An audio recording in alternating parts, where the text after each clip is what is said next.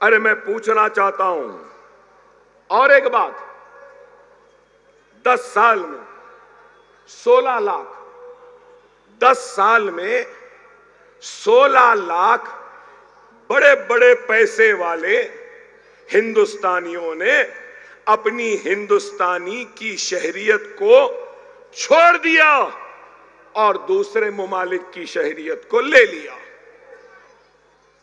यही वजीर आजम ने कहा, ना खाऊंगा ना खाने दूंगा। बोले ना, एक तरफ 1,12,000 किसान मर रहा है, खुदकशी कर रहा है, कर्ज में डूबा हुआ है और उसकी फसल तबाह होती है, तो हिंदुस्तान के वजीर आजम के पास इस खुदकशी करने वाले किसान को पैसा देने के लिए पैसा नहीं है। लेकिन 28 बड़े बड़े बिजनेसमैन, मेहुल चोकसी, विजय माल्या और कई ऐसे बड़े बड़े बिजनेसमैन बैंक से पैसा उठाए और मुल्क से बाहर भाग गए। मुल्क का कितना पैसा डुबाकर और लेकर भाग गए, आपको सुन के हैरत होगी कि 1,40,000 करोड़ रुपया लेकर भाग गए। क्या हुक्मरान, सरहदें महफूज हैं, चाइना घुस रहा है, हमारे चेक पॉइंट्स पर आ रहा है, क्या कर रहे हैं? फिर बातें बड़ी बड़ी। चलो वुमेन सिक्योरिटी की बात करते हैं। यहां बैठी है मेरी मां और मेरी बहनें, ये मेरा डेटा नहीं है, एनसीआरबी का है, एनसीआरबी का डेटा है। वुमेन इन सिक्योरिटी, हर साल हिंदुस्तान में 30,000 औरतों का रेप होता है। 30,000 हर रोज 82 रेप, और ये रेप रिपोर्टेड हैं, अनरिपोर्टेड कितने रेप्स होते हैं नहीं मालूम। अगर देख लिया जाए तो हर 15 मिनट में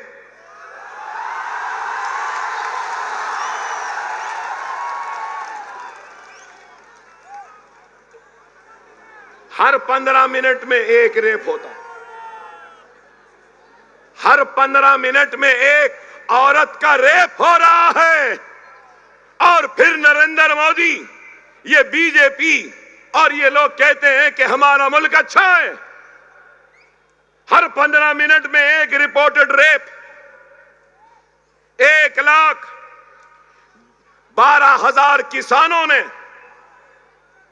10 साल में खुदकशी कर ली, और सिर्फ महाराष्ट्र में 10 साल में 20,000 किसानों ने खुदकशी की।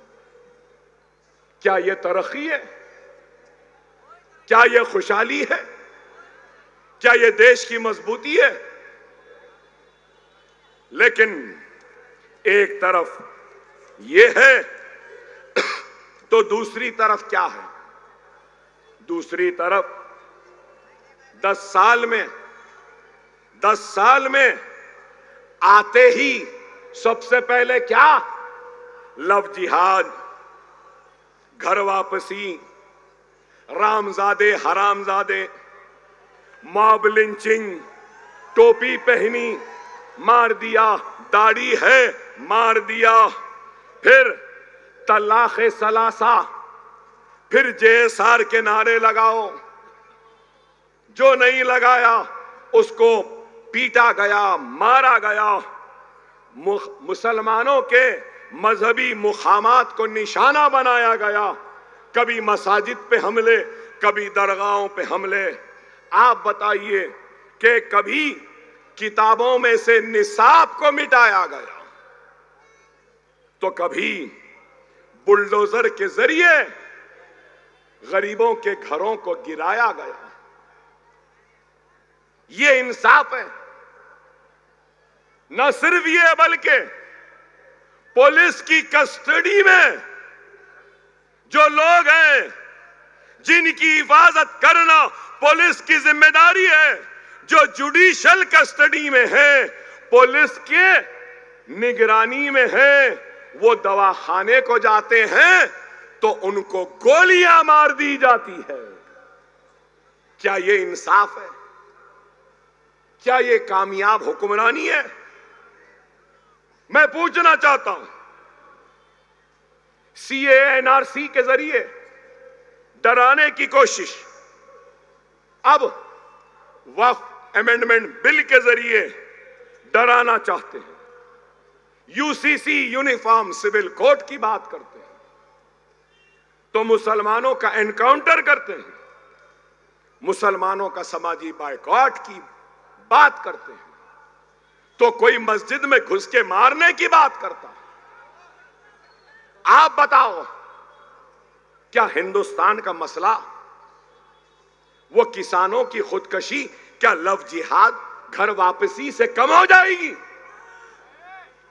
मैं पूछना चाहता हूं, क्या वो महाराष्ट्र का किसान जो खुदकशी कर रहा है, रामजादे या हरामजादे बोलने से क्या अपनी खुदकशी रोक देगा? मेरा जवाब दो। वो जालिम जो हमारी मां और बहनों का रेप कर रहे हैं, क्या जेएसआर के नारे लगाने से रेप कम हो जाएंगे?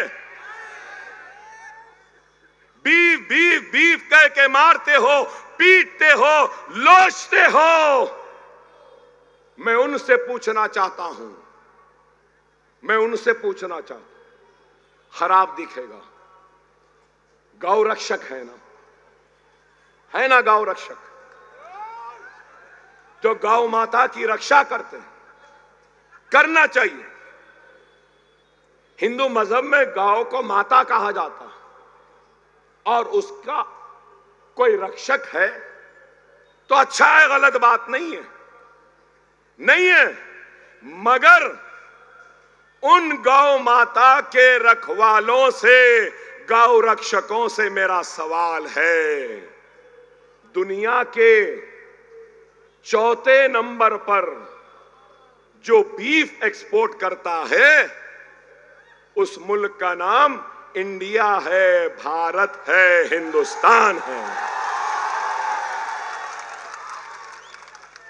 भाई, सालाना 25,000 करोड़ का बीफ इंडिया से एक्सपोर्ट होता है।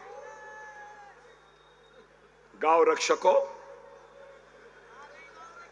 गौ माता के रखवालों, मेरा तुमसे सवाल है, बीफ एक्सपोर्टर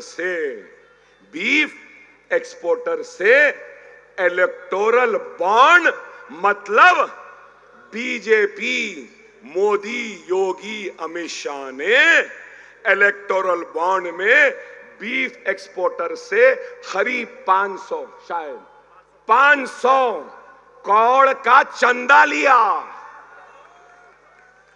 गौ रक्षकों, मेरे प्यारे गौ रक्षकों,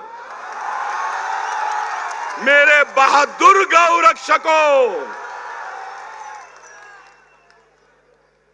बीफ है कह के मारे, बीफ है कह के तुम टोपी को गिरा दिए, बीफ है कह के दाढ़ी काटे, बीफ है कह के झाड़ को बांधकर पीट दिए। अब मैं आपसे पूछना चाहता हूं, बीफ एक्सपोर्टर से बीजेपी, मोदी, योगी, शाह, ये जो पैसे लिए, अब इनके साथ आप क्या करने वाले हैं? कुछ करने वाले हैं या नहीं? सिर्फ गौ माता के नाम पे सिर्फ हमको मारेंगे, हमको पीटेंगे।